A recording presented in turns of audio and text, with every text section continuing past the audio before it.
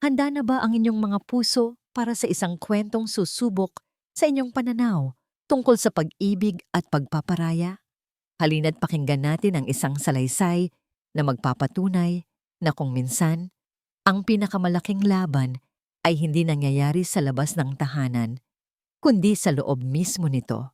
Sabi nila, ang pagtitiis ng isang babae ay tanda ng kanyang walang hanggang pagmamahal.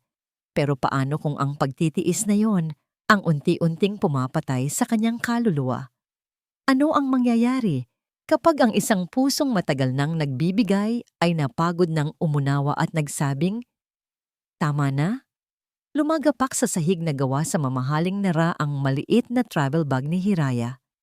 Ang tunog niyon ay tila isang malakas na sampal sa katahimikan ng malapalasyong bahay ng mga Delmar. Ngunit hindi ang ingay ng bumagsak na bag ang umalingaw-ngaw sa pandinig ni Hiraya, kundi ang nakabibinging katahimikan mula sa kanyang asawa, si Lino, na nakatayo sa tabi ng kanyang ina na si Imelda. "Hindi ka aalis." Ang tinig ni Imelda ay sintigas ng bakal, puno ng awtoridad na sanay si Hiraya na sundin sa loob ng 5 taon. Nakapamaywang ito, ang mga matay nag-aapoy sa galit habang nakaturo sa bag na inihagis niya. "May sakit ang anak mo, Hiraya, at mas uunahin mo pa ang pagbisita sa nanay mo kaysa sa responsibilidad mo rito? Anong klaseng ina ka?" Pinigilan ni Hiraya ang panginginig ng kanyang mga labi. Bawat salitang binitiwan ng kanyang biyenan ay parang lason na unti-unting kumakalat sa kanyang sistema. "Mama, nilalagnat lang po si Sinag kagabi. Ngayon po ay magaling na siya at mahimbing na natutulog." Mahinahon niyang paliwanag, pilit na pinapakalma ang sarili. "At may sakit din po si nanay. Kailangan niya ako. Isang araw lang po ang hinihingi ko." "Isang araw?" Umismid si Imelda. "Sa isang araw, maraming maaaring mangyari. Paano kung mabinat ang apo ko? Paano kung hanapin ka niya? Walang utang na loob. Matapos kitang patirahin dito sa Casa del Mar, bigyan ng magandang buhay na hindi mo naranasan kailanman, ito ang isusukli mo sa akin?" Ang bawat salita ay isang dagok. Ang magandang buhay na sinasabi nito ay isang kulungang ginto, kung saan bawat kilos niya ay binabantayan, bawat desisyon niya ay pinapakialaman, at bawat piraso ng kanyang pagkatao ay unti-unting dinudurog. Sa gitna ng desperasyon, napabaling ang mga mata ni Hiraya sa kanyang asawa. Naghahanap ng tulong, naghahanap ng kakampi. "Lino," halos pabulong na tawag niya. "Pakiusap, kausapin mo si Mama." Lumapit si Lino. Sa isang saglit, umasa si Hiraya. Hinawakan nito ang kanyang kamay. Ang palad nito'y mainit, ngunit ang init na yon ay hindi umabot sa puso ni Hiraya na nanlalamig na. "Hira, mahal," malumanay na sabi ni Lino, ngunit ang mga mata nito ay nakaiwas, nakatingin sa sahig. "Makinig ka na lang kay Mama. Para rin naman sa atin ito, para kay Sinag." Sa mga salitang yon, gumuho ang lahat. Ang huling sinulid ng pag-asa na pinanghahawakan ni Hiraya ay naputol.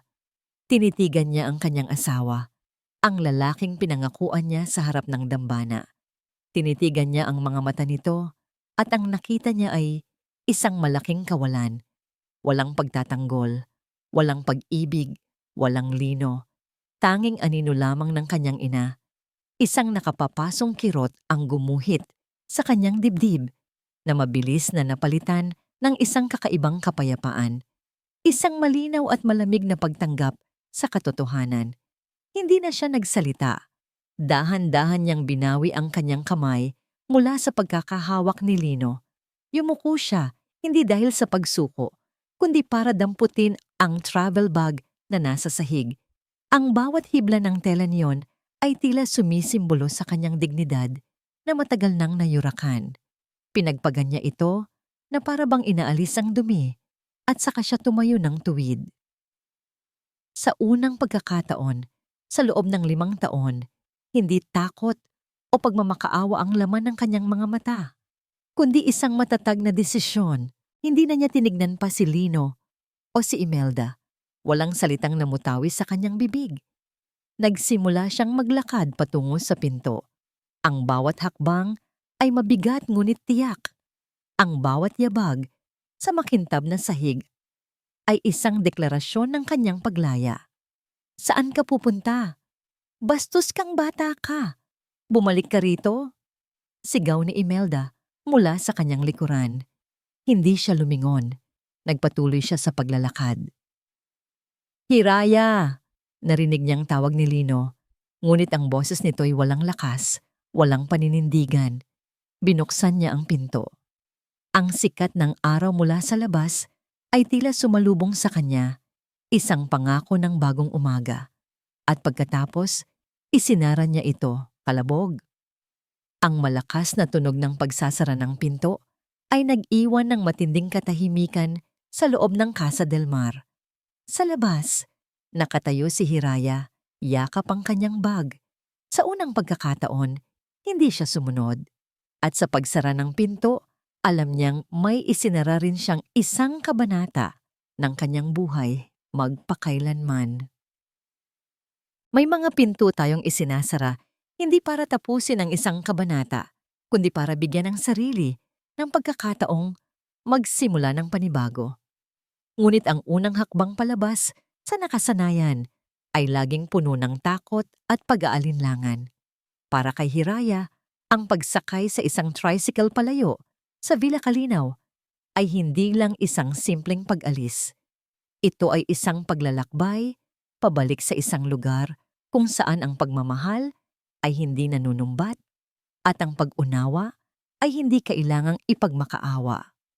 Ang bawat pag-alog ng sinasakyan niyang tricycle ay tila gumigising sa bawat himay-maway ng kanyang pagod na katawan.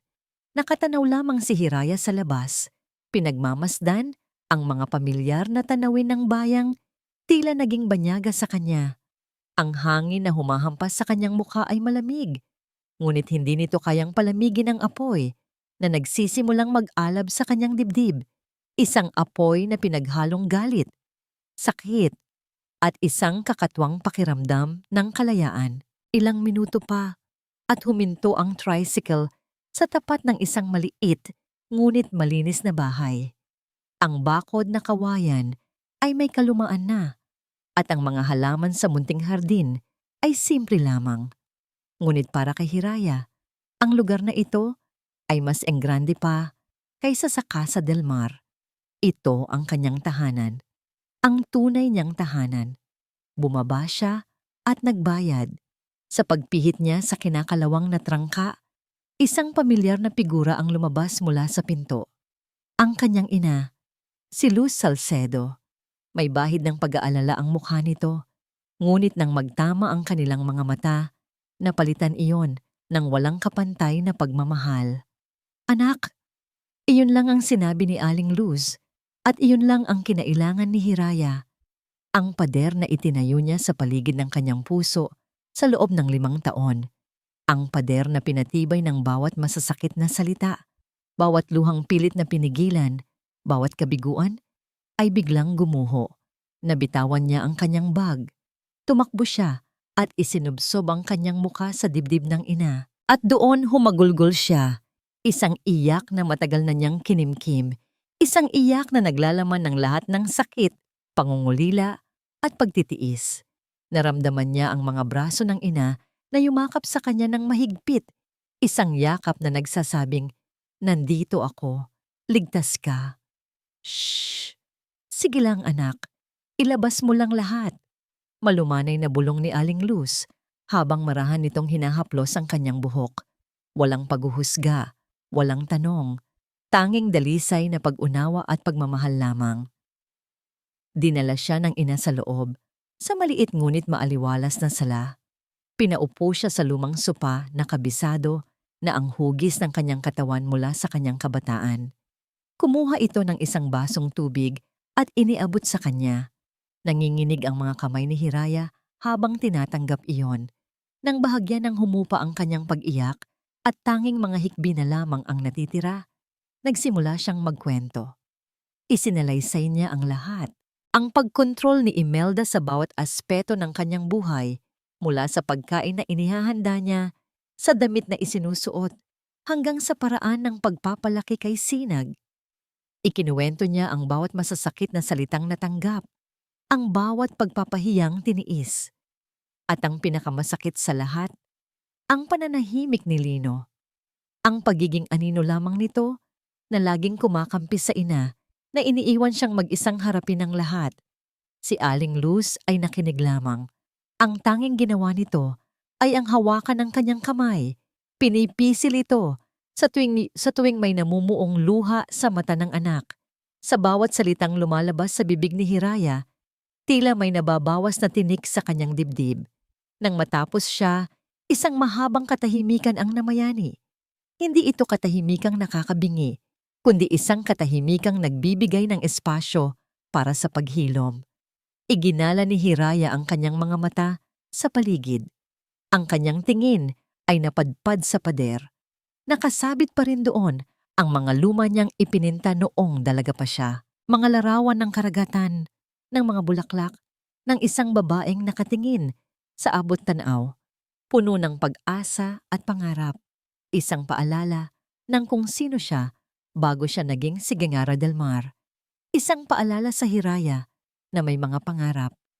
Hindi kanila pag-aari anak, basag ni Aling Luz sa katahimikan. Ang tinig nito ay mahinahon, ngunit may bigat. Ang puso mo, ang pagkatao mo, ay sayo lamang. Huwag mong hayaang angkinin nila iyan. Sa mga sandaling iyon, isang malinaw na desisyon ang nabuo sa isip ni Hiraya.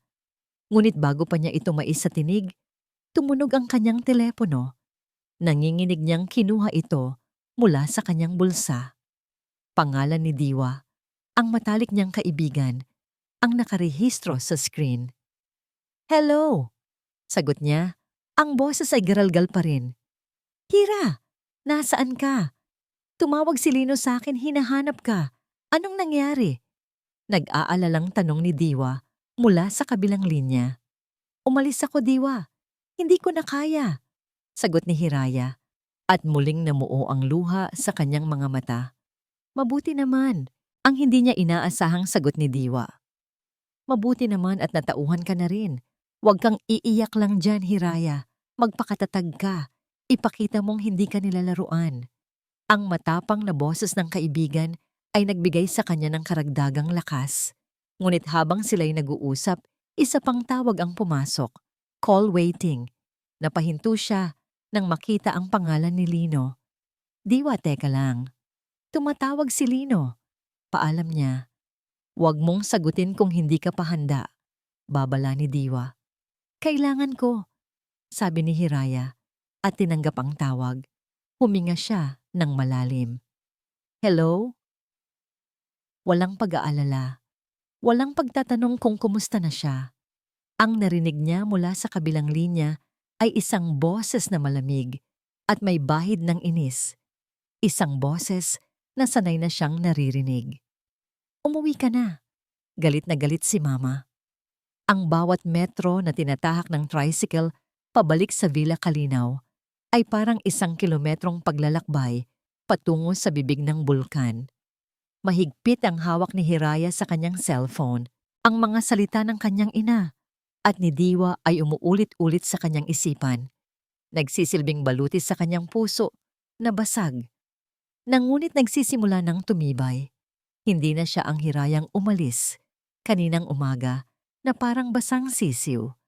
Ang Hirayang bumabalik ngayon ay isang ina. Isang inang handang ipaglaban ang kanyang anak. Pagbaba niya sa tapat ng malaking tarangkahan ng Casa del Mar, huminga siya ng malalim. Ang bahay na dati niyang tinitingala bilang simbolo ng pangarap ay ngayoy isa na lamang malaking istrukturang bato, malamig at walang buhay. Pagpasok niya sa pinto, ang eksena sa sala ay tila isang nakahandang dula. Nakaupo si Imelda sa paborito nitong silyon, ang reyna sa kanyang trono. Sa tabi nito, nakatayo si Lino, ang tapat nitong alagad. Ang kanilang mga mata ay sabay na napako sa kanya, puno ng pag-aakusa. Mabuti naman at naisipan mong bumalik. Sarkastikong bungad ni Imelda. Ang boses nito ay parang yelong gumuguhit sa sahig. Akala ko ay tuluyan mo nang tinalikuran ng iyong pamilya para sa walang kwenta mong paglalakbay. Hindi sumagot si Hiraya. Dumiretso ang tingin niya sa hagdanan. Iniisip ang kanyang anak na si Sinag. Nasaan si Sinag? Akyatin ko na siya. Huwag. Mabilis na pagpigil ni Imelda, kasabay ng pagtayo nito. Mula ngayon, ako na ang personal na mag-aasikaso sa apo ko. Malinaw na hindi mo kaya ang responsibilidad. Baka kung saan-saan ka na naman magpunta at pabayaan mo lang ang bata. Ang mga salita ay tumama sa pinakasensitibong bahagi ng pagkatao ni Hiraya, ang kanyang pagiging ina. Wala po kayong karapatan. Mahinang sagot niya, ngunit may diin. Anak ko siya. Responsibilidad ko siya. At asawa mo siya. Sabat ni Lino. Sa wakas ay nagsalita. Lumapit ito sa kanya, hindi para damayan siya, kundi para palibutan siya. Hiraya, ano bang nangyayari sa'yo? Nagiging suwail ka na. Hindi ka naman ganito dati. Tumingala si Hiraya sa kanyang asawa. Hinahanap ang kahit katiting na pag-unawa sa mga mata nito. Ngunit wala siyang nakita. Nagkamali ako, Lino. Dapat pala, matagal na akong naging suwail. Sabi niya. Ang pait ay hindi maitago sa kanyang boses. Tingnan mo, sigaw ni Imelda. Sinulsulan ka na ng ina mo. Iyan ang napapala mo sa pag-uwi sa probinsya ninyo. Bumabalik ang pagiging asal kalye mo. At doon, nagsalita si Lino. Ang mga salitang wawasak sa huling pag-asang natitira kay Hiraya. Tumingin ito sa kanya, hindi bilang asawa, kundi bilang isang hukom. Kasalanan mo ito. Simple, maikli, ngunit ubod ng sakit. Para siyang sinampal. Hindi ng palad, kundi ng katotohanan. Ang bawat salita ay tumagos sa kanyang puso. Mas masakit pa sa alimang punyal. Dahil sa mga salitang yon, naintindihan na niya. Sa mundong ito, sa bahay na ito, siya ang kalaban. Siya ang laging mali. Isang malamig na pakiramdam ang gumapang sa kanyang buong katawan. Nawala ang panginginig. Nawala ang takot. Napalitan ito ng isang matigas at matatag na kapasyahan. Dahan-dahan niyang inangat ang kanyang paningin. Tinitigan niya ng diretso sa mata ang kanyang biyenan. Sa unang pagkakataon, hindi siya yumuko. Hindi siya umiwas. Hindi po ako alipin dito. Ang boses niya ay hindi pa sigaw. Ito ay kalmado, kontrolado, ngunit puno ng bigat ng 5 taong pagtitiis. Ang 3 salitang yon ay tila isang bombang sumabog sa katahimikan ng sala. Natigilan si Imelda. Maging si Lino ay nagulat sa biglaang pagbabago ng kanyang asawa. Ngunit mabilis na nakabawi si Imelda. Isang mapanganib na ngiti ang sumilay sa mga labi nito. Isang ngiting nagbabadya ng panganib. Lumapit ito sa kanya, ang mga matay nang hahamak. Tama ka, hindi ka alipin, sabi nito sa isang mapanganib na bulong. Dahil ang mga alipin may halaga. Ikaw? Wala. Humakbang ito palapit pa, ang muka ay ilang pulgada na lang mula sa kanya. Kung ayaw mo rito, malaya kang umalis. Pero ang apo ko, dito lang siya. Di umakyat si Hiraya sa kanyang silid na parang isang multo. Ang bawat salita ni Imelda ay isang matulis na karit na nakatutok sa kanyang lalamunan. Ang apo ko, dito lang siya. Ang mga salitang yon ay umalingaw-ngaw sa kanyang isipan, paulit-ulit, na tila isang sumpa. Hindi na ito tungkol sa nasaktang pagkatao niya o sa nawawalang pagmamahal ni Lino. Tungkol na ito kay Sinag, ang kanyang anak, ang kanyang buhay. Naupo siya sa gilid ng kama. Ang mga kamay ay nanginginig sa takot at kawalan ng pag-asa. Paano niya lalabanan ang isang halimaw na tulad ni Imelda Del Mar, isang babaeng may pera, impluwensya, at hawak sa leeg, ang sarili nitong anak. Anong panlaban niya? Sa gitna ng kanyang pag-iisip, kinuha niya ang kanyang telepono. Isang pangalan lang ang pumasok sa isip niya, si Diwa. Nag-dial siya, ang puso niya'y kumakabog ng mabilis. Pagkatapos ng ilang ring, sumagot ito. Hira, anong nangyari? Nakauwi ka na ba? Bungad ni Diwa. Bakas ang pag-aalala. Huminga ng malalim si Hiraya bago magsalita. Diwa, gusto nilang kunin si Sinag sa akin. Ang mga salita ay halos hindi lumabas. Tila may bumabara sa kanyang lalamunan. Narinig niya ang matalas na pagbuntong hininga ni Diwa sa kabilang linya. Sinasabi ko na nga ba, iyan ang alas nilalaban sa'yo. Hiraya, makinig kang mabuti sa akin. Sabi nito, ang boses ay naging seryoso at diretso, tulad ng isang general na nagbibigay ng utos. Hindi ka pwedeng magpatalo sa takot. Kailangan mong lumaban. At para lumaban, kailangan mo ng armas. Pero anong armas, Diwa? Wala akong pera. Wala akong kapangyarihan. Mayroon kang katotohanan, mariing sagot ni Diwa. Pero sa korte, ang katotohanan ay walang silbi kung walang ebidensya.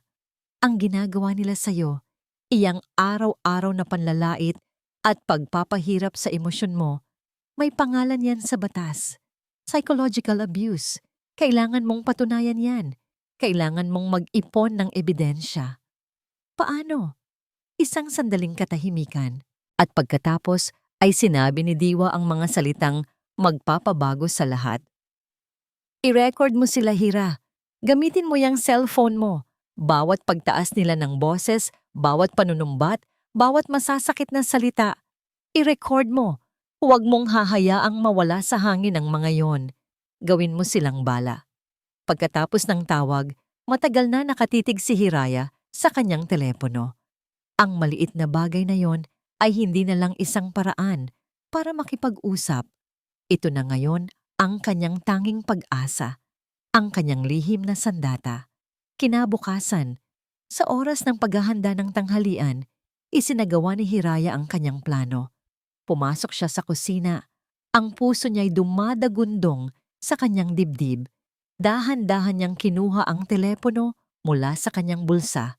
Nanginginig ang kanyang mga kamay habang pinipindot ang record button. Itinago niya ito sa bulsa ng kanyang apron. Tinitiyak na ang mikropono ay nakaharap sa labas. Ilang sandali pa, pumasok si Imelda sa kusina. Nakapamaywang at may matalas na tingin. Anong ulam? Siguraduhin mong masustansya iyan at hindi puro kamahalan na wala namang lasa.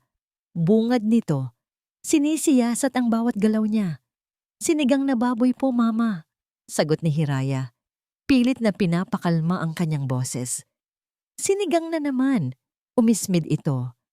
Hindi ka na ba marunong magluto ng iba? Sayang ang perang ipinapamili ni Lino kung lagi na lang ganyan ang lulutuin mo. O baka naman tinitipid mo kami para may maipadala ka sa pamilya mo. Bawat salita ay parang karayom, ngunit tiniis ni Hiraya. Nagpatuloy siya sa paghiwa ng mga gulay. Ang isip ay nasa teleponong nagre-record sa kanyang bulsa. Pagkatapos ng tanghalian, nang mahimbing nang natutulog si Sinag para sa kanyang siesta at si Imelda ay nasa silid nito, nagkulong si Hiraya sa banyo. Isinaksak niya ang earphones sa kanyang telepono. Nanginginig ang daliri niya habang pinipindot ang play at narinig niya ang malamig at mapanghusgang boses ng kanyang biyenan. Ang sarili niyang mahinahon at nagpipigil na sagot, malinaw. Bawat salita ay nakatatak na. Hindi na ito isang masamang alaala lamang. Isa na itong katibayan, isang katotohanang hindi na maitatanggi. Habang nakikinig, isang kakaibang pakiramdam ang dumaloy sa kanya. Nandoon pa rin ang takot, ngunit sa ilalim nito, may sumisibol na bago, isang kislap ng kapangyarihan.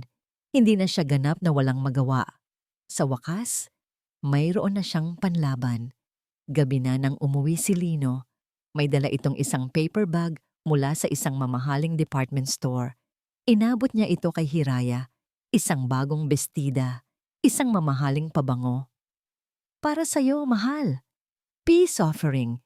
Sabi nito na may pilit na ngiti. Pasensya na kanina. Alam mo naman si Mama. Tinitigan lang ni Hiraya ang mga regalo. Dati, ang mga ganitong bagay ay magpapakilig sa kanya. Ngayon, ang mga ito'y parang pampalubag loob na walang halaga. Isang paraan para bilhin ang kanyang katahimikan. Salamat, tipid niyang sagot. Ganyan lang ba? Tanong ni Lino, bahagyang nadismaya. Hira, mag-usap naman tayo ng maayos. Ayusin natin to. Kinuha ni Lino ang kanyang telepono na nakapatong sa mesa para i-silent ito. Ngunit sa pag-ilaw ng screen, sa isang saglit na hindi sinasadya, isang notifikasyon ang lumitaw bago ito mabilis na inalis ni Lino. Ngunit nakita ni Hiraya, malinaw na nabasa niya ang preview ng mensahe mula sa isang pangalang hindi niya kilala. Miss you, Lino. See you tomorrow? Ang bestida at pabango ay nakapatong pa rin sa ibabaw ng kama. Hindi ginalaw. Ang mga ito'y tila isang insulto, isang palamuti sa ibabaw ng nabubulok na katotohanan. Hindi natulog si Hiraya ng gabing iyon.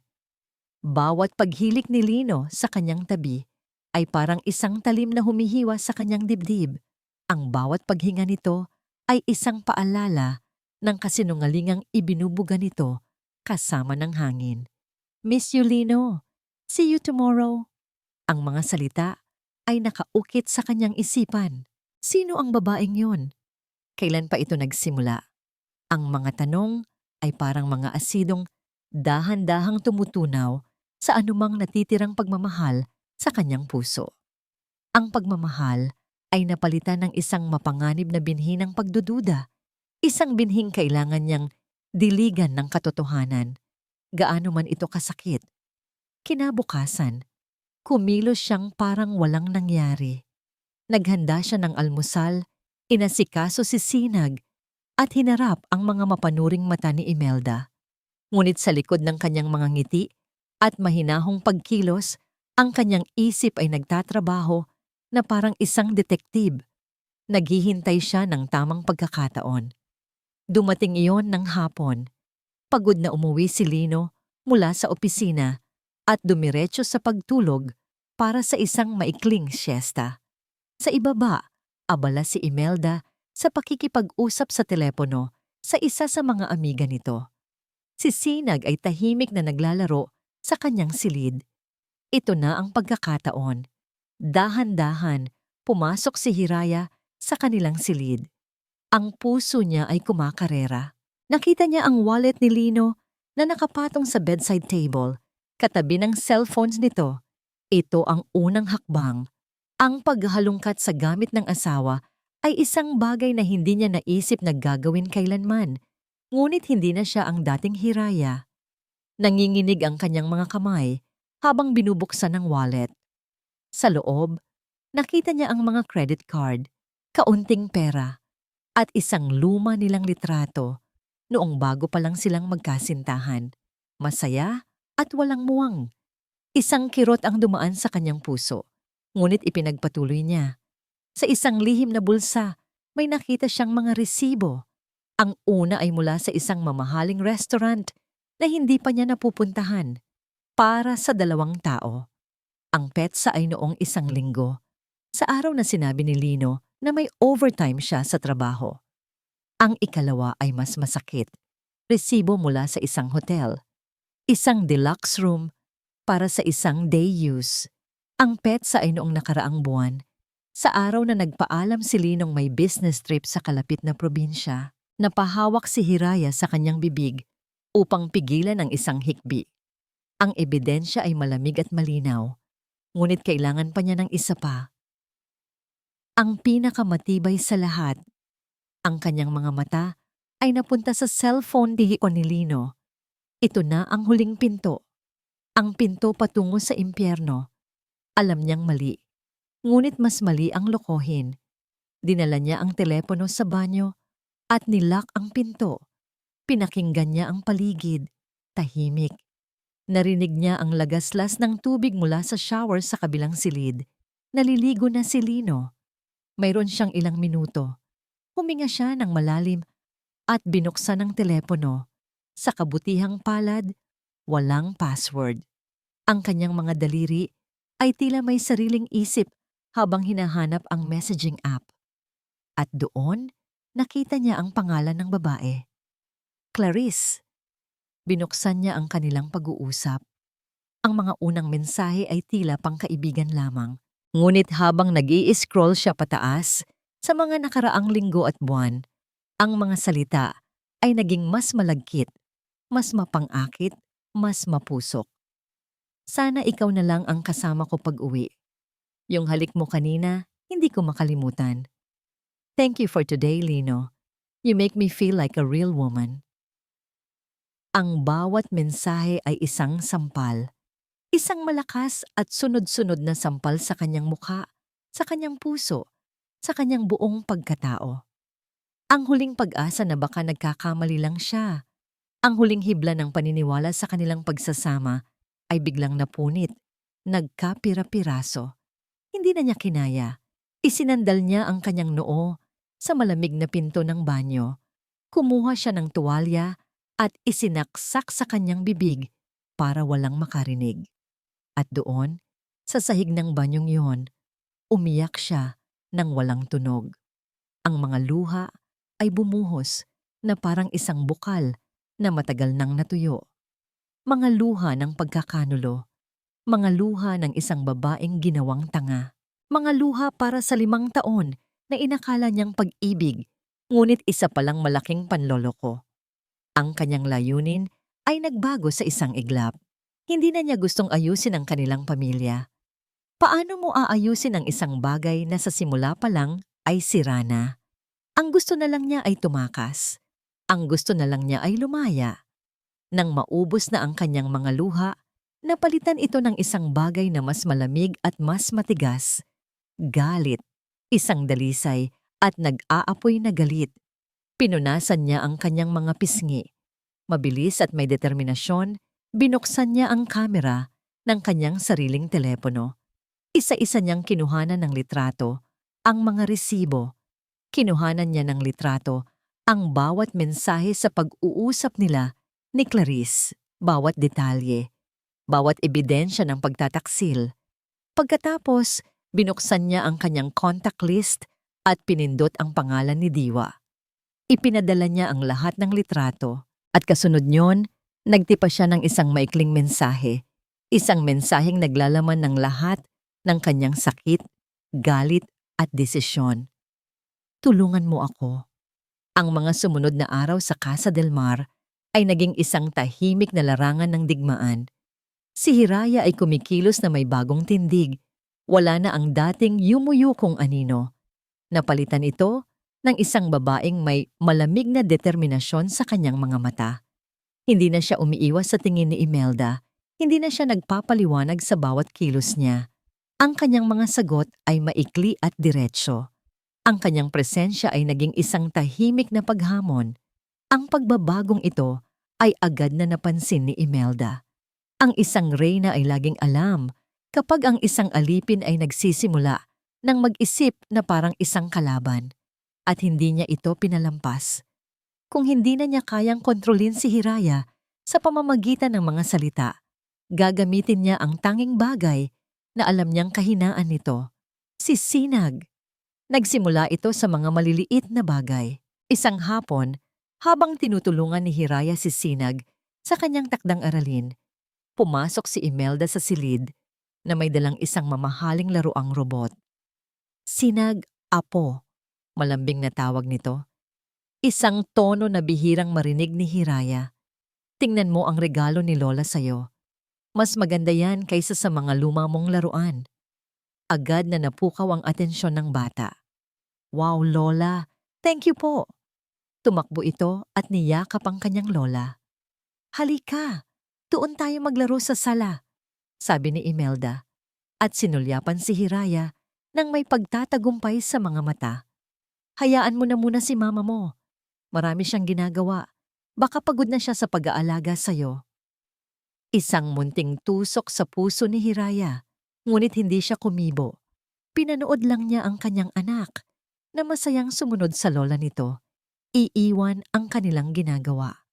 Ang mga ganitong eksena ay naging pang-araw-araw.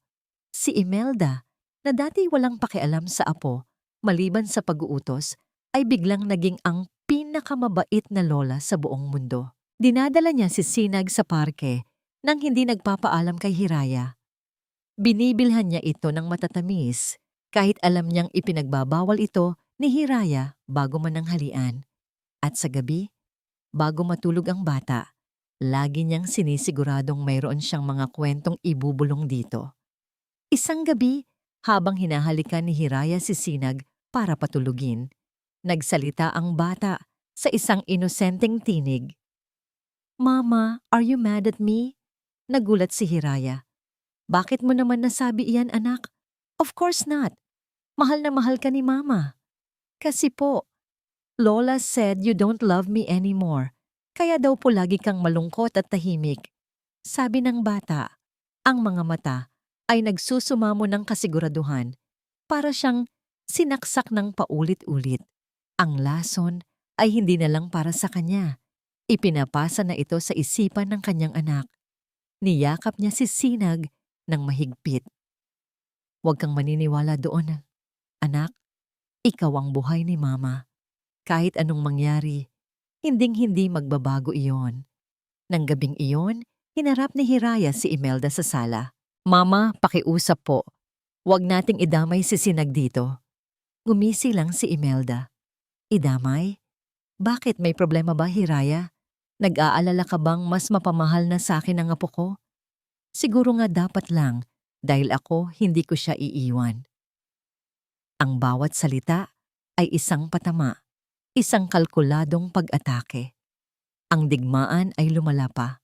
Isang umaga, natuklasan ni Hiraya na ang mga gamit niya sa pagpipinta, ang kanyang mga canvas, brush, at pintura na nakatago sa isang lumang kabinet ay nawawala. "Nasaan po ang mga gamit ko?" tanong niya kay Imelda. "Ah, iyon ba?" Sagot nito habang nagbabasa ng dyaryo, hindi man lang nag-aangat ng tingin. "Naipamigay ko na sa magbobote. Mga basura lang naman yon, nakakalat lang. Kailangan natin ng espasyo para sa mga bagong laruan ni Sinag." Hindi na napigilan ni Hiraya ang sarili. "Karapatan ko po iyon. Bakit ninyo pinakialaman?" "Hanggat nakatira ka sa bahay ko," sabi ni Imelda. Sa wakas ay ibinaba ang dyaryo at tinitigan siya ng may pagbabanta. "Lahat ng bagay dito, kabilang ka, ay pag-aari ko." Sa gitna ng lahat ng ito, si Lino ay nanatiling bulag at bingi. Para sa kanya, ang kanyang ina ay naglalambing lang sa apo at si Hiraya ay nagiging praning lang. Ayaw niyang makita ang katotohanan dahil ang pagharap dito ay mangangailangan ng paninindigan, isang bagay na wala siya. Isang araw, pag-uwi ni Hiraya mula sa palengke, napansin niya ang isang bagay na bago. Sa sulok ng sala, malapit sa kisame, may isang maliit at itim na bagay na nakakabit. Isang maliit na ilaw na kumukurap, isang security camera, at ang lente nito ay nakatutok ng diretso sa pangkalahatang bahagi ng bahay. Sa sofa, sa hapagkainan, sa lugar kung saan sila madalas na nagkakasagutan. Nanlamig ang buo niyang katawan. Hindi na lang siya bilanggo. Isa na rin siyang specimen sa ilalim ng mikroskopyo. Bawat kilos niya, bawat salita, bawat buntong hininga, binabantayan.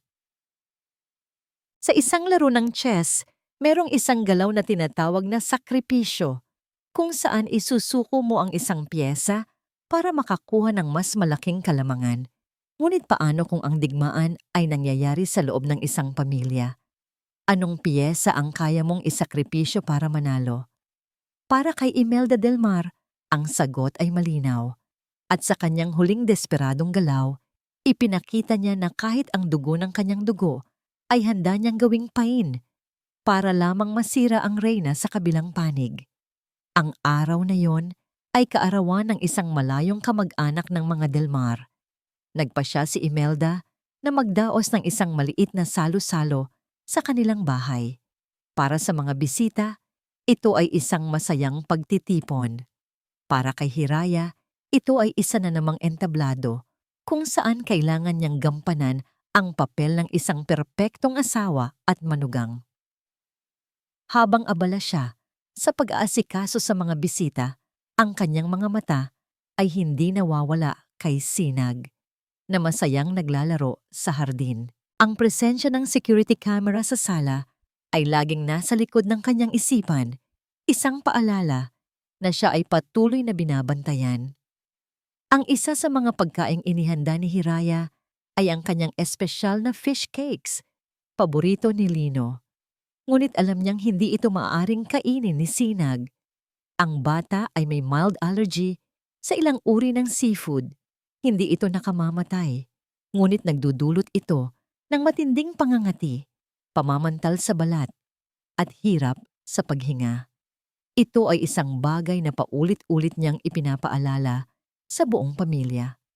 Hiraya, kumuha ka pa ng yelo sa kusina. Utos ni Imelda sa gitna ng kasiyahan. Ang boses ay matamis, ngunit may diin. Opo, Mama, sagot niya. Bago umalis, lumingon siya kay Sinag na papalapit na sa lamesa ng mga pagkain. Sinag, baby, remember what Mama said, okay? No fish cakes for you. Yes, Mama, masiglang sagot ng bata. Pumasok si Hiraya sa kusina. Habang kinukuha niya ang yelo, isang kaba ang biglang gumapang sa kanyang dibdib. Isang hindi maipaliwanag na takot. Mabilis siyang bumalik sa sala. At doon, nakita niya ang eksenang magpapabagsak sa kanyang mundo. Nakaupo si Sinag sa kandungan ni Imelda. Sa harap nila, may isang platito. At sa kamay ni Imelda, may hawak itong tinidor na may maliit na piraso ng fish cake. Nakangiti ito habang dahan-dahang isinusubo ang pagkain sa bibig ng kanyang apo. Lola, Mama said. Pagsimula ni Sinag, ngunit pinutol ito ni Imelda. Shh! It's Lola's secret. Malamig na bulong nito. A little bite won't hurt. Masarap ito, apo. Tikman mo. At isinubo nito ang fish cake sa bata. Ang bowl ng yelo ay bumagsak mula sa mga kamay ni Hiraya. Ang tunog ng nabasag, nababasagin, ay nagpatigil sa tawanan at kwentuhan. Lahat ng mga mata ay napunta sa kanya. Sinag! Sigaw niya. Ang boses ay puno ng sindak. Tumakbo siya palapit, ngunit huli na ang lahat. Ilang sandali lang, nagsimulang umubo si Sinag. Ang kanyang mukha ay nagsimulang mamula. Kinamot niya ang kanyang leeg. Lola! Mama! It's itchy, sabi ng bata. Ang boses ay nagsisimula na ng maging garalgal. Agad na binuhat ni Hiraya ang kanyang anak. Nakita niya ang mga pulang pantal na mabilis na kumakalat sa balat nito. Ang paghinga nito ay nagiging mababaw at mabilis. Gulo. Hiyawan. Ang mga bisita ay nagulantang. Anong nangyayari? Sigaw ni Lino. Nakararating lang mula sa pakikipag-usap sa labas. At doon, nagsimula ang perpektong pag-arte ni Imelda. Tumayo ito, ang mukha ay puno ng pagkukunwaring pag-aalala at takot. Hindi ko alam. Kumuha lang siya ng pagkain sa lamesa. Hiraya. Sigaw nito, itinuturo siya. Saan ka ba nanggaling? Bakit mo pinabayaan ang anak mo? Alam mo namang bawal sa kanya ito. Si Lino, sa gitna ng pagkalito at takot para sa anak, ay napatingin kay Hiraya. Ang kanyang mga mata, na naiimpluwensyahan ng takot at ng mga salita ng kanyang ina, ay napuno ng galit at paninisi. Hiraya, ano na naman to? Ang sabi ko sa'yo, bantayan mong mabuti si Sinag, di ba? Sigaw niya sa harap ng lahat. Ang bawat salita ay isang dagok sa mukha ni Hiraya. Ang kahihiyan, ang sakit, ang kawalan ng katarungan, lahat ay humalo sa kanyang takot para sa kalagayan ng anak. Hindi ako. Siya. Sinubukan ni Hiraya na magpaliwanag. Itinuturo si Imelda, ngunit ang kanyang mga salita ay nalunod sa pag-iyak ni Sinag at sa mga akusasyon sa paligid. Si Imelda ay nagpatuloy sa kanyang pag-arte, umiiyak na parang isang biktima. Gusto ko lang namang mapasaya ang apo ko. Hindi ko naman alam na hahayaan lang pala siya ng ina niya.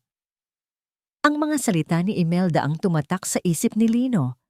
Ang kasalanan ng kanyang pagtataksil, ang bigat ng pagiging isang mahinang asawa, ay tila naghahanap ng paglalabasan at si Hiraya ang naging perpektong target. Para siyang isang hayop na nasugatan at sa halip na harapin ang tunay na panganib, ang kinakagat niya ay ang pinakamalapit sa kanya. Dinala nila si Sinag sa ospital, sa emergency room, habang ginagamot ng mga doktor ang bata.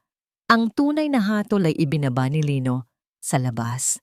Nakatayo si Hiraya, nanginginig at umiiyak sa tabi ng pader.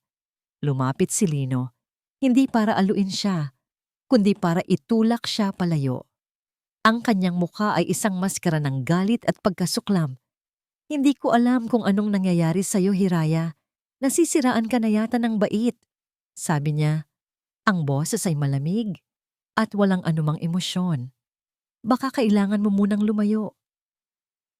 Itinuro niya ang daan palabas ng ospital. Ang kanyang daliri ay parang isang sandatang nakatutok sa dibdib ni Hiraya. Umalis ka muna. Palayasin mo muna ang kamalasan mo sa bahay na ito. Ang bawat salita ay tumama kay Hiraya na parang isang malakas na suntok sa sikmura. Ang hangin ay tila naubos sa kanyang mga baga. Tinitigan niya ang kanyang asawa, ang lalaking minahal niya, ang ama ng kanyang anak, at ang nakita niya ay isang estrangherong puno ng puot, na ang mga mata ay sumisisi sa kanya para sa isang kasalanang hindi niya ginawa. Sa likuran ni Lino, nakita niya si Imelda na nakatayo, nakatingin sa kanya. Sa isang saglit, sa ilalim ng maliwanag na ilaw ng ospital, nakita ni Hiraya ang isang bagay sa mga mata ng kanyang biyenan. Hindi pag-aalala, hindi takot, kundi isang malamig at kalkuladong pagtatagumpay. At sa sandaling iyon, naintindihan na niya ang lahat. Hindi ito aksidente, isa itong plano, isang perpektong bitag. At siya tulad ng isang maamong tupa ay pumasok dito nang walang kamalay-malay. Lino! Sinubukan niyang magsalita. Ang boses ay basag at puno ng hindi makapaniwalang sakit. Hindi ko kasalanan. Huwag ka nang magpaliwanag. Putol ni Lino. Ang boses ay umalingaw-ngaw sa tahimik na pasilyo. Nakita ng lahat. Pinabayaan mo ang anak natin. Muntik mo na siyang mapahamak.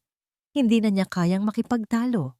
Wala nang lakas na natitira sa kanya. Ang katawan niya ay parang isang basahang piniga hanggang sa huling patak. Ang tanging nagpapatayo sa kanya ay ang manipis na hibla ng pag-asa na makita si Sinag, ngunit maging iyon ay ipinagkait sa kanya.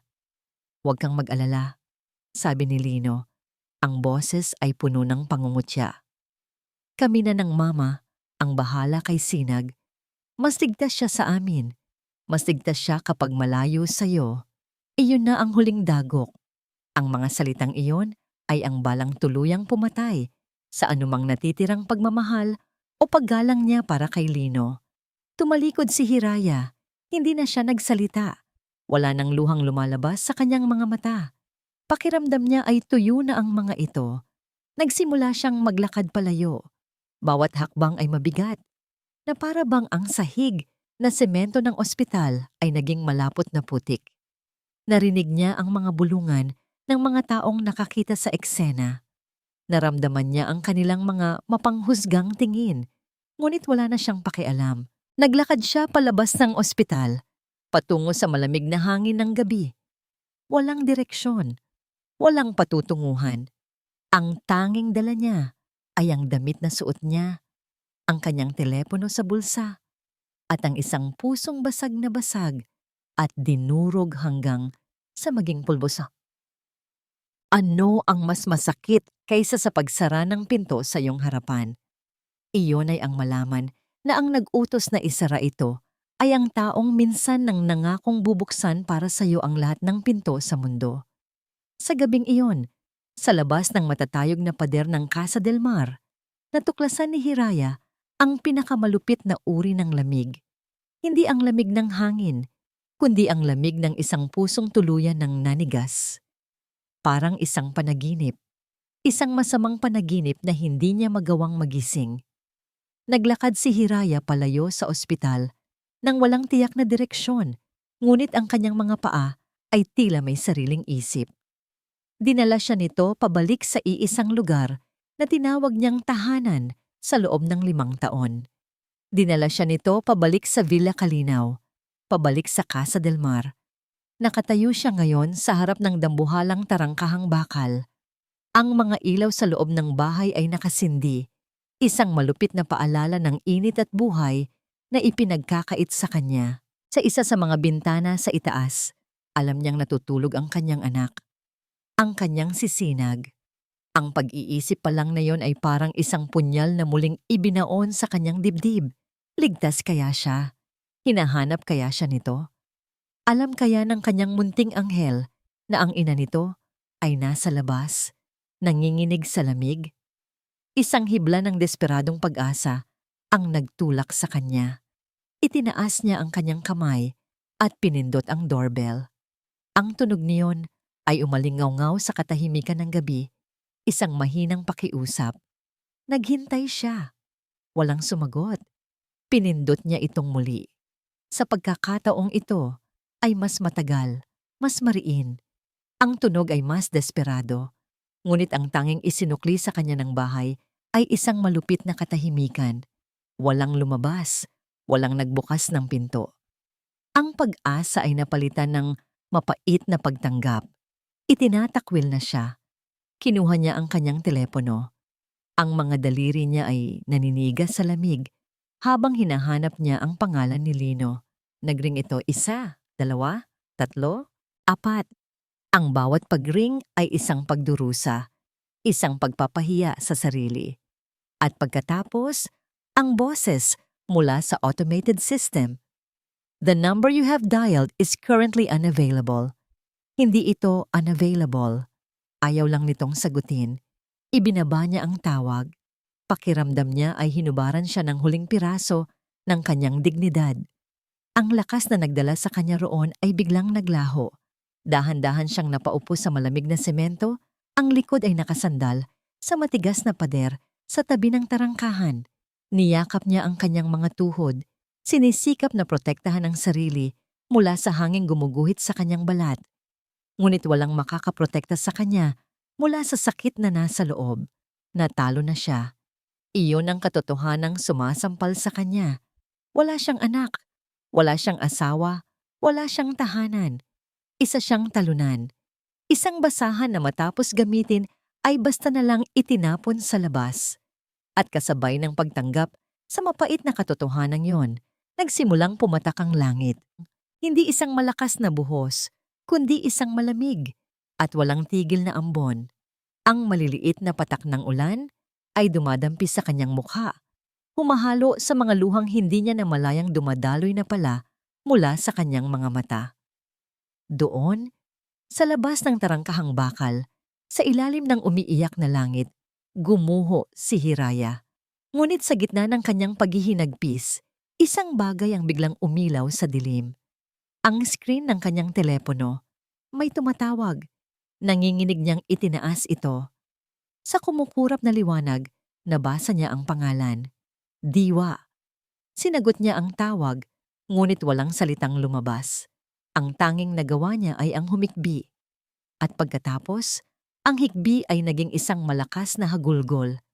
Isang tunog na puno ng lahat ng sakit, lahat ng pagkawala, lahat ng kawalan ng katarungan. Isang tunog ng isang pusong tuluyan ng nawasak. Hiraya, nasaan ka? Anong ginawa nila sa'yo? Nag-aalalang tanong ni Diwa mula sa kabilang linya. Ngunit habang patuloy siyang umiiyak, may nagbago. Ang kanyang paghagulgol ay hindi na lang puro pighati. Sa ilalim ng sakit, may umuusbong na bago. Isang bagay na mas madilim. Isang bagay na mas matigas. Ang kanyang mga luha ay hindi na lamang para sa kanyang nawala, kundi para sa kalupitang ginawa sa kanya. Ang kanyang mga hikbi ay nagsimulang magkaroon ng himig ng galit. Ang tunog ng kanyang pag-iyak ay hindi na tunog ng isang biktima, kundi ng isang taong sinumpaang babangon. Dahil sa gabing iyon, sa gitna ng malamig na ulan at sa labas ng saradong tarangkahan, may namatay sa loob ni Hiraya. Ngunit mayroon ding isang bagay na isinilang, isang bagay na mas matatag kaysa sa bakal, isang bagay na mas malamig kaysa sa ulan, isang nag-aapoy na puot, at isang hindi matitinag na determinasyon. Tagadasamsawa, ang pagbangon mula sa pagkawasak ay hindi isang madaling proseso. Ito ay binubuo ng maliliit na hakbang ng mga kamay na aagapay sa'yo at ng isang pusong pinatibay ng sakit. Para kay Hiraya, ang tahanan ng kanyang ina ay naging isang kanlungan at isang headquarters. Dito, sa gitna ng kahirapan, nabuo ang isang plano, hindi para sa paghihiganti, kundi para sa katarungan. Isang planong mangangailangan ng lahat ng kanyang lakas at isang ebidensyang magmumula sa hindi niya inaasahang lugar. Ang maliit na lamesa sa sala ni Aling Luz ay naging sentro ng kanilang mundo. Nakakalat dito ang mga dokumento, mga litratong kuha mula sa telepono ni Lino at isang maliit na notebook kung saan isinusulat ni Hiraya ang lahat ng kanyang natatandaan. Sa tabi niya, si Diwa, seryoso ang mukha habang binabasa ang mga sinulat ng kaibigan. Sa kabilang panig, si Aling Luz, tahimik na nagmamasid. Ang kanyang presensya ay isang matatag na haligi ng suporta. Okay, Hira. Pagsisimula ni Diwa, ibinaba ang notebook. Malakas ang kaso natin para sa adultery. Malinaw ang mga litrato ng text messages at mga resibo. Ang mga voice recording mo ay patunay ng verbal at emotional abuse. Huminga ito ng malalim. Pero kailangan nating maging handa. Gagamitin nila ang lahat para sirain ka. Sasabihin nilang pabaya kang ina. Sasabihin nilang wala kang kakayahang buhayin si Sinag dahil wala kang trabaho. Ilalabas nila ang bawat maliit na pagkakamali mo. Gagawin ka nilang kontrabida sa sarili mong kwento. Tumingin si Diwa sa mga mata ni Hiraya. Kaya mo ba? Dahil sa oras na isampa natin to, wala nang atrasan. Magiging madugo ito. Walang pag-aalinlangan sa mga mata ni Hiraya. Ang mga luha ay naubos na, napalitan na ito ng bakal. Para kay Sinag, kakayanin ko ang lahat. Matatag niyang sagot. Isang problema na lang ang kanilang kinakaharap. Ang pinakamalaki sa lahat, ang pera. Ang pagkuha ng isang mahusay na abogado ay magastos. Ang pagharap sa pamilyang Delmar sa korte ay isang laban na nangangailangan ng malaking pondo. Sa sandaling iyon, tumayo si Aling Luz. Walang imik itong pumasok sa kanyang silid. Pagbalik nito, may dala na itong isang maliit at lumang kahon na gawa sa kahoy. Ang kanyang alkansya ng mga alaala. Dahan-dahan niya itong binuksan. Sa loob, nakalatag sa pulang pelus ang iilang piraso ng alahas na naipundar niya sa buong buhay niya. Ang kanyang wedding ring, isang pares ng hikaw na bigay ng yumaong asawa, at isang kwintas na may maliit na perlas. Nay, nagsimulang tumutol si Hiraya, ang puso niya ay pinipiga. Shh, anak, sabi ni Aling Luz, hinawakan ng kamay ni Hiraya. Kinuha nito ang mga alahas at inilagay sa palad ng anak. Walang halaga ang mga ito kumpara sa'yo at sa apo ko. Ang mga ito ay mga bagay lang. Ang pamilya, iyan ang tunay na yaman. Ibenta mo. Gamitin mo para makuha ang nararapat sa inyo. Niyakap ni Hiraya ang ina. Ang mga luha ng pasasalamat ay sa wakas ay bumalik. Ito ang suportang hindi niya kailanman nakuha sa Casa del Mar. Habang tinitingnan ni Hiraya ang mga ebidensyang nakalatag sa mesa, Isang bagay ang bumabagabag sa kanya. Malakas ang lahat ng ito, Diwa. Pero ang insidente sa ospital, iyon ang gagamitin nilang pinakamalaking alawas laban sa akin. Paano ko mapapatunayan na hindi ko kasalanan ang nangyari? Natahimik sila. Iyon nga ang kanilang pinakamalaking butas. Salita niya laban sa salita ni Imelda. At bigla, isang imahe ang pumasok sa isip ni Hiraya. Isang maliit na itim na bagay. Isang kumukurap na ilaw sa sulok ng kanilang sala. Ang pakiramdam na laging binabantayan. Yung security camera. Halos pabulong niyang sabi. Nagkatinginan sila ni Diwa. Anong camera? Tanong ni Diwa. Biglang naging alerto. Nagpakabit si Imelda ng kamera sa sala mga ilang linggo na ang nakalipas. Nakatutok ito sa buong lugar. Paliwanag ni Hiraya. Posible kayang cloud storage. Mabilis na sabi ni Diwa. Ang mga mata ay nanlalaki sa posibilidad. Karamihan sa mga modernong CCTV ngayon, nag-a-upload ng footage sa internet. Hira, alam mo ba ang password ng Wi-Fi ninyo? Oo naman, sagot ni Hiraya. Birthday ni Sinag. Mabilis na kinuha ni Diwa ang kanyang laptop. Naghahanap sila ng brand ng CCTV na karaniwang ginagamit.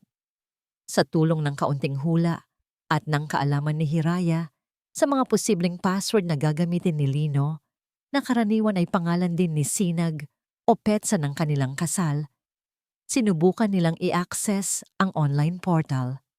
Pagkatapos ng ilang nakakakabang pagsubok, bigla itong bumukas. Nandoon lahat. Mga folder na may petsa. Mabilis nilang hinanap ang petsa ng kaarawan, ang araw ng insidente, at pinindot nila ang play. Ang video ay walang tunog, ngunit hindi nila yon kailangan. Ang mga imahe ay nagsasalita ng mas malakas kaysa sa anumang sigaw.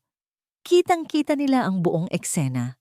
Ang pag-alis ni Hiraya papuntang kusina, ang paglapit ni Sinag kay Imelda, at ang pinakakilabot sa lahat, ang bahagyang paglingon ni Imelda sa paligid para tingnan kung may nakatingin. Ang tusong ng ngiti nito bago isubo ang fish cake sa bibig ng inosenteng bata.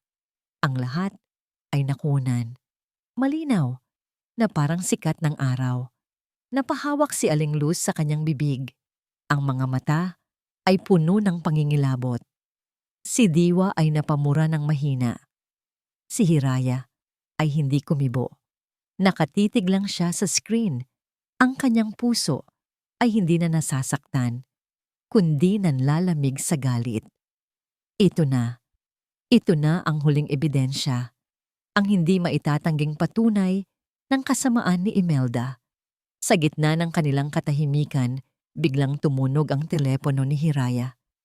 Isang hindi rehistradong numero, nag-aalangan man ay sinagot niya ito. Hello, is this Mrs. Hiraya Del Mar? Tanong ng isang makinis at profesional na boses ng lalaki. Sino to? Ako si Attorney Robles, ang legal counsel ng pamilya Del Mar. Pagpapakilala nito. Tumatawag ako, Mrs. Del Mar, para mag-alok ng isang mapayapang solusyon sa di pagkakaunawaan ninyo ng aking mga kliyente. Handa silang magbigay ng isang napakalaking halaga para sa inyong financial security kapalit ng inyong kooperasyon. May isang sandaling paghinto at ang pag-abandona sa inyong karapatan sa custody ni Ginoong Sinag. Tumingin si Hiraya sa screen ng laptop sa imahe ng kanyang anak na dahan-dahang nilalason. Isang malamig na ngiti ang sumilay sa kanyang mga labi. Attorney? Sabi niya. Ang boses ay kalmado ngunit may talim na parang labaha. Sabihin ninyo sa mga kliyente ninyo, hindi na bibili ang anak ko. At ibinaba niya ang tawag. May mga silid na mas malamig pa kaysa sa pinakamalamig na gabi. Isa na rito ang korte. Dito, ang mga salita ay tinitimbang na parang ginto. Ang bawat katotohanan ay hinuhusgahan at ang buhay ng mga tao ay maaaring magbago sa isang pukpok lamang ng martilyo. Para kay Hiraya, ang araw na ito ay hindi lang tungkol sa pagkuha ng hustisya. Ito ang araw ng paghuhukom. Ang araw kung saan ang katotohanan, gaano man ito kasakit, ay kailangang manaig. Ang silid ng hukuman ay puno ng isang mabigat na katahimikan. Nakaupo si Hiraya sa tabi ng kanyang abogado, si Attorney Santos, isang babaeng may matalas na tingin at reputasyon sa pagiging walang kinatatakutan. Sa kabilang panig ng silid, nakaupo ang pamilya Del Mar. Si Imelda, suot ang kanyang mamahaling damit. Ang muka ay isang perpektong maskara ng isang biktima. Sa tabi niya, si Lino. Ang mga mata ay nakaiwas. Ang muka ay gusot sa pag-aalala. Sa likuran nila, si Attorney Robles, kumpiyansa at handa. Nagsimula ang paglilitis. Ang unang bahagi ay isang walang habas na pag-atake sa pagkatao ni Hiraya. Ipinipinta siya ni Attorney Robles bilang isang asawang pabaya, isang manugang na walang utang na loob, at isang inang iresponsable. Ginamit niya ang pag-alis ni Hiraya sa bahay bilang patunay ng emotional instability. Ginamit niya ang kawalan nito ng trabaho bilang patunay na hindi nito kayang suportahan si Sinag. Bawat salita ay isang dagok, ngunit nanatiling matatag si Hiraya. Ang mga kamay ay magkahawak sa kanyang kandungan. Ang tingin ay diretso sa huwes. Dumating ang pagkakataon na tawagin ang mga testigo. At ang unang tinawag ng panig ng Del Mar ay si Lino. Tumayo siya, nag-aalangan. Naglakad siya patungo sa witness stand na parang isang taong papunta sa kanyang sariling bitayan. Ginoong Del Mar, magiliw na tanong ni Attorney Robles. Maari mo bang ilarawan sa hukumang ito ang pag-uugali ng iyong asawa sa mga huling buwan ng inyong pagsasama? Huminga ng malalim si Lino.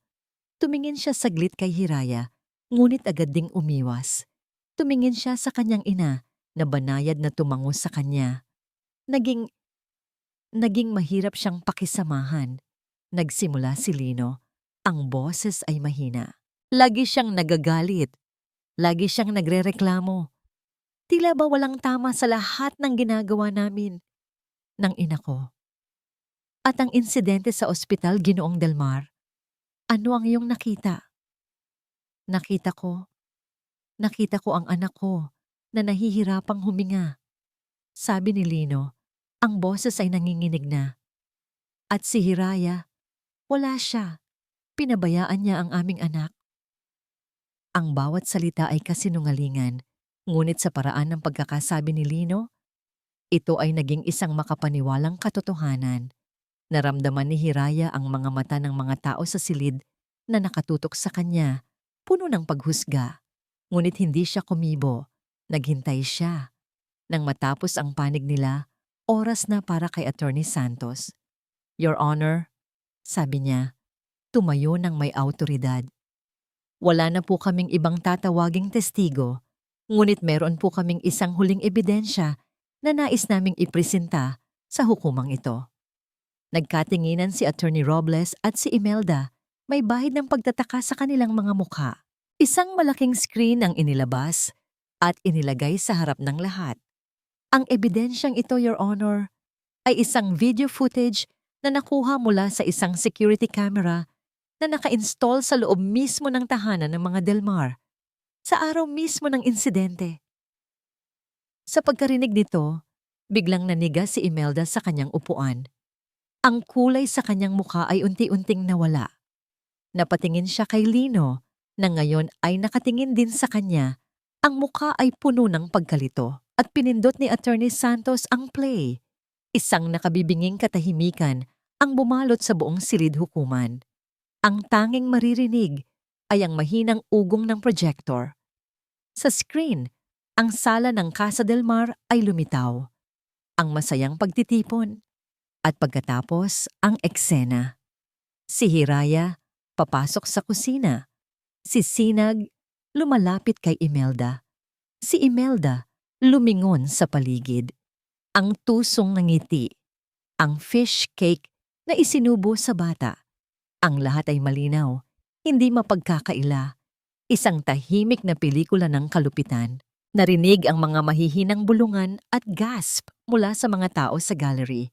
Ngunit ang pinakamalakas na tunog ay ang katahimikan mula sa mesa ng mga Delmar. Dahan-dahang lumingon si Lino sa kanyang ina. Ang kanyang mukha ay hindi na nagpapakita ng galit o pagkalito. Ito ay isang maskara ng purong pangingilabot. Ang realisasyon, ang kakilakilabot na katotohanan ay dahan-dahang lumulunod sa kanya.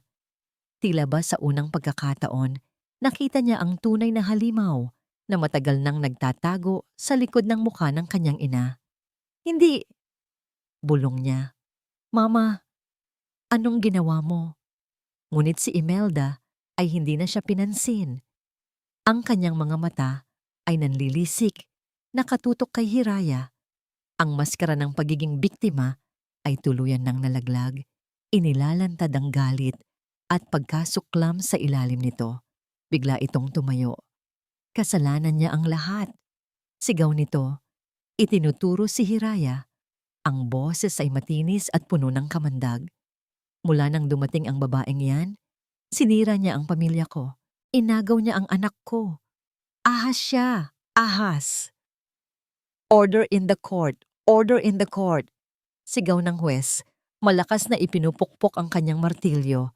Ngunit hindi na mapigilan si Imelda. Tuluyan na itong nawala sa sarili. Nagwawala ito. Sumisigaw ng mga walang basehang akusasyon hanggang sa kailangan na siyang hawakan ng mga gwardiya ng korte. Sa gitna ng kaguluhan, ang mga mata ni Hiraya at Lino ay muling nagtama. Sa pagkakataong ito, nakita ni Hiraya ang lahat sa mga mata ng kanyang asawa. Ang pagsisisi, ang kahihiyan, ang sakit ng katotohanang huli na niyang nalaman. Habang inilalabas si Imelda na patuloy na sumisigaw, muling ipinukpok ng huwes ang kanyang martilyo, mas malakas sa pagkakataong ito. Ang tunog ay yumanig sa buong silid, nagpapatahimik sa lahat. Ang lahat ng mga mata ay napunta sa kanya, naghihintay. Huminga ng malalim ang huwes, tumingin sa mga papel sa kanyang harapan. At pagkatapos ay tumingin ng diretso kay Hiraya. Inihanda niya ang kanyang sarili para sa huling hatol. Ang huling pukpok ng martilyo ay hindi lang hudyat ng pagtatapos ng isang paglilitis. Ito ay hudyat ng pagtatapos ng isang digmaan, ng pagtatapos ng isang mahabang gabi ng kadiliman. Para kay Hiraya, ang tunog na yon ay ang pinakamatamis na musikang naririnig niya sa buong buhay niya. Ito ang tunog ng kalayaan, ang tunog ng kapayapaan, ang tunog ng isang bagong simula. Ang mga huling salita ng huwes ay tila isang panaginip. Ang buo at solong pangangalaga sa bata, si Ginoong Sinag Salcedo, ay ipinagkakaloob sa petitioner, si Ginang Hiraya Salcedo. Sa loob ng ilang segundo, hindi kumilos si Hiraya. Nakaupo lang siya, pinoproseso ang mga salitang matagal na niyang ipinagdasal. At pagkatapos, dahan-dahan siyang huminga ng malalim. Isang paghingang tila 5 taon niyang pinigilan. Kasabay ng pagbuga ng hangin ay ang pagpatak ng mga luha mula sa kanyang mga mata. Ngunit sa pagkakataong ito, hindi ito luha ng sakit o pighati. Ito ay luha ng kasonet, luha ng tagumpay. Naramdaman niya ang mahigpit na pagpisil ni Diwa sa kanyang balikat. Nanalo tayo, Hira. Nanalo ka. Bulong nito. Ang boses ay puno ng ligaya. Paglabas nila ng silid hukuman, sa isang maliit na waiting area, naghihintay si Aling Luz kasama si Sinag na walang kamalay-malay sa bigat ng mga pangyayari. Mama! Sigaw ng bata nang makita siya. Ang lahat ng lakas na pinakita ni Hiraya sa loob ng korte ay biglang naglaho. Lumuhod siya sa sahig. Tumakbo si Sinag patungo sa kanya at yumakap ng mahigpit. Isinubsob ni Hiraya ang kanyang mukha sa maliliit na balikat ng anak. Nilalanghap ang pamilyar na amoy nito. Anak ko, akin ka na. Bulong niya, paulit-ulit na parang isang dasal. Akin ka na, anak ko. Sa di kalayuan, nakatayo si Lino mag-isa. Pinanood niya ang eksena. Ang mag-inang matagal niyang pinaghiwalay ay muling buo. Nakita niya ang dalisay na pagmamahal sa mga mata ni Hiraya habang yakap nito ang kanilang anak. Isang pagmamahal na minsan ay para rin sa kanya. Ngunit ngayon ay hindi na niya maaabot. Walang lumapit sa kanya. Walang dumamay. Naiwan siyang mag-isa kasama ng kanyang pagsisisi. Hindi siya naglakas loob na lumapit. Tumalikod na lang siya at naglakad palayo. Isang aninong nilamon ng mahabang pasilyo. Makalipas ang 2 araw, nagkita sila sa huling pagkakataon. Sa isang maliit at tahimik na coffee shop, malayo sa mga mapanghusgang mata ng Villa Calinaw. Dumating si Hiraya. Simple ang suot, ngunit may isang kapayapaan sa kanyang mukha na matagal nang nawala. Si Lino, na nakaupo na sa isang sulok, ay tila tumanda ng 10 taon. May mga namumuong balbas sa kanyang mukha at ang kanyang mga mata ay pagod at malungkot. "Salamat sa pagdating mo," bungad nito. Ang boses ay paos. Tumangulang si Hiraya at umupo sa tapat niya. Isang mahabang katahimikan. "Kumusta si Sinag?" Basag ni Lino sa katahimikan. "Mabuti siya," sagot ni Hiraya. "Masaya siya." Muling katahimikan. At pagkatapos, tila hindi na nakayanan ni Lino. Ang kanyang mga mata ay nagsimulang mamasa. "Hiraya, patawarin mo ako," sabi niya. Ang boses ay basag. "Alam kong huli na ang lahat. Alam kong wala akong kwentang asawa. Naging duwag ako. Naging bulag ako. Dapat ipinagtanggol kita. Dapat pinrotektahan ko kayo ni Sinag. Patawarin mo ako sa lahat." Tinitigan siya ni Hiraya. Sa unang pagkakataon, wala na siyang naramdamang galit. Wala nang puot. Ang nararamdaman na lang niya ay isang malalim na awa. "Matagal na kitang pinatawad, Lino," mahinahon niyang sabi. Isang kislap ng pag-asa ang sumilay sa mga mata ni Lino. "Kung ganon, maaari pa ba nating—" Umiling si Hiraya. Isang malungkot, ngunit matatag na ngiti sa kanyang mga labi. Ang pagpapatawad ay hindi nangangahulugang kailangan nating bumalik. Pinatawad kita hindi para sa'yo, kundi para sa sarili ko. Para makalaya na ako sa sakit. Para makapagsimula na kaming muli ni Sinag. Ang pag-asa sa mukha ni Lino ay dahan-dahang namatay, napalitan ng mapait na pagtanggap. "Karapat-dapat lang ako," bulong nito. "Ito ang kabayaran." Tumayo si Hiraya. "Kailangan na naming umalis." "Saan kayo pupunta?" "Malayo dito," sagot niya. "Sa isang lugar kung saan makakapagsimula kami ng tahimik. Kung saan ang pangalan namin ay hindi Edelmar." Tumayo na rin si Lino. Sa huling pagkakataon, tinitigan niya ang babaeng minsan niyang sinumpaang mamahalin habang buhay. "Paalam, Hiraya." "Paalam, Lino." Tumalikod si Hiraya at hindi na lumingon pa. Kinabukasan, ang maliit na kotse na nabili mula sa perang pinagbentahan ng mga alahas ni Aling Luz ay puno na ng kanilang mga gamit.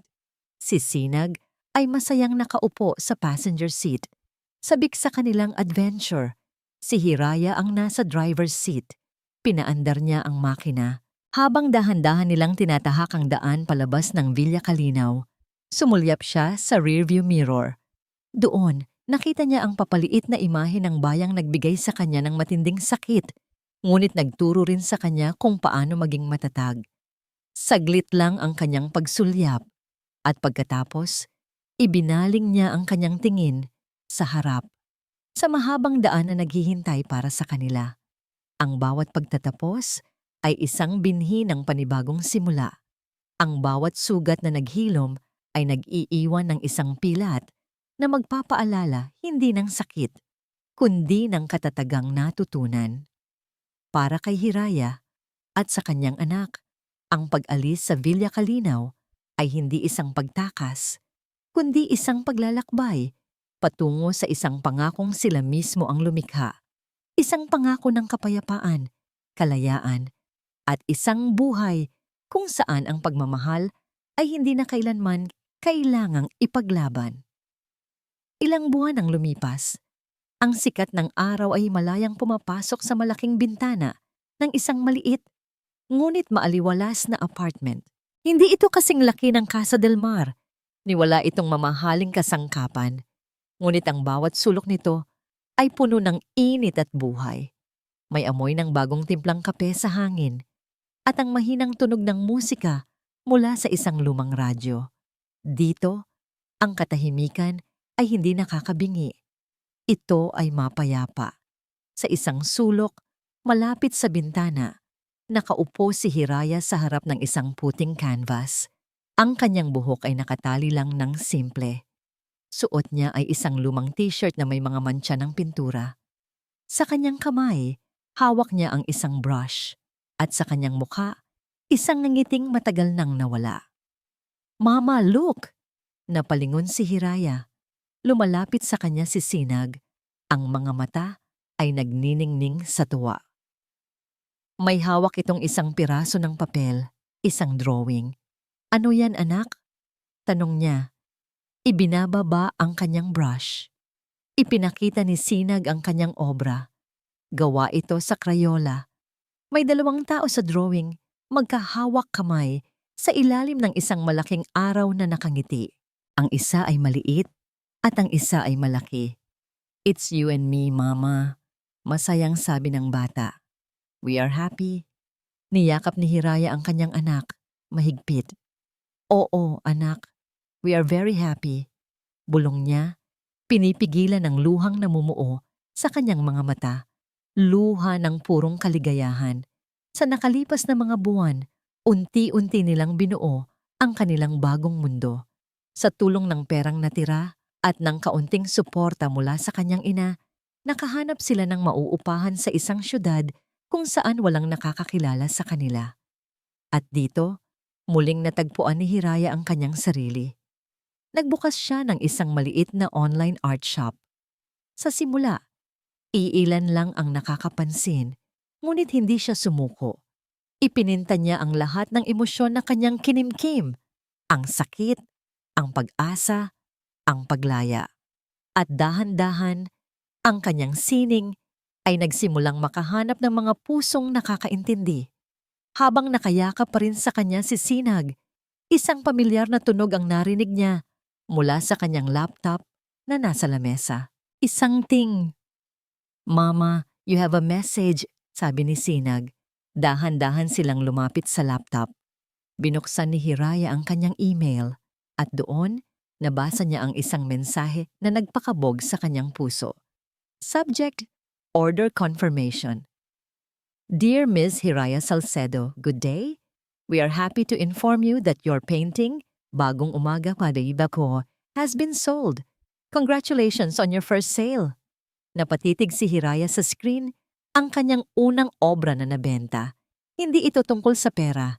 Ito ay tungkol sa pagpapatunay. Isang patunay na ang kanyang mga pangarap, ang kanyang pagkatao na sinubukang ibaon at durugin ng iba, ay may halaga. Na siya, bilang si Hiraya, ay may halaga. Tumingin siya sa paligid ng kanilang munting apartment. Ang mga painting niya ay nakasabit sa dingding, nagbibigay kulay sa kanilang simpleng pamumuhay. Ang tawa ni Sinag ay ang musikang pumupuno sa bawat silid. Ang sikat ng araw na dumadampi sa kanyang balat ay isang pangako ng walang katapusang pag-asa. Dito, hindi siya si Jeng Del Mar, hindi siya ang manugang ni Imelda o ang asawa ni Lino. Dito, siya si Hiraya, isang ina, isang pintor, isang babaeng nakipaglaban, nadapa, ngunit muling bumangon, mas buo at mas matatag kaysa dati. Lumapit siya sa bintana at binuksan ito ng maluwag. Ang sariwang hangin ay pumasok, hinahaplos ang kanyang mukha. Tumingin siya sa asul na kalangitan, sa mga ulap na malayang naglalakbay. Huminga siya ng malalim, isang paghingang puno ng pasasalamat at kapayapaan. Nahanap na niya ang kahulugan ng kanyang pangalan. Ang Hiraya, ang bunga ng kanyang mga pangarap, ay hindi isang lugar na hinahanap, kundi isang buhay na nililikha. At sa wakas, nasimulan na niyang likhain ang sa kanya. Siya ay ganap ng malaya. At dito po nagtatapos ang makulay at mapaghamong kwento ni Hiraya. Mula sa kaibuturan ng aking puso, isang taos-pusong pasasalamat sa inyong lahat. Salamat sa pagsama ninyo sa bawat pagpatak ng kanyang luha, sa bawat pagkabog ng kanyang dibdib, at sa bawat hakbang niya patungo sa liwanag. Habang isinusulat ko ang kanyang paglalakbay, hindi ko siya itinuring na isang katang-isip lamang na tauhan. Si Hiraya ay simbolo ng bawat babaeng minsan nang nasaktan, natakot, at naramdamang nag-iisa. Siya ang tinig ng mga pusong pinatahimik ngunit hindi kailanman sumuko.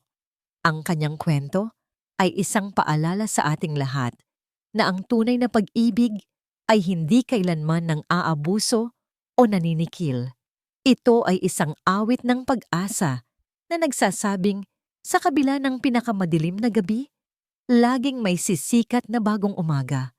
Ito ay isang testamento sa lakas na matatagpuan sa loob ng bawat isa sa atin, ang lakas na bumangon, lumaban, at piliin ang sarili. Ngayon, nais kong marinig ang inyong tinig. Ano ang pinakapumatak na aral sa inyo mula sa kwento ni Hiraya? Nagkaroon na ba kayo ng pagkakataong maging Hiraya sa inyong sariling buhay? Ibahagi ninyo sa amin ang inyong mga saloobin sa comment section. Muli, maraming salamat sa inyong oras, sa inyong mga puso, at sa inyong pakikinig.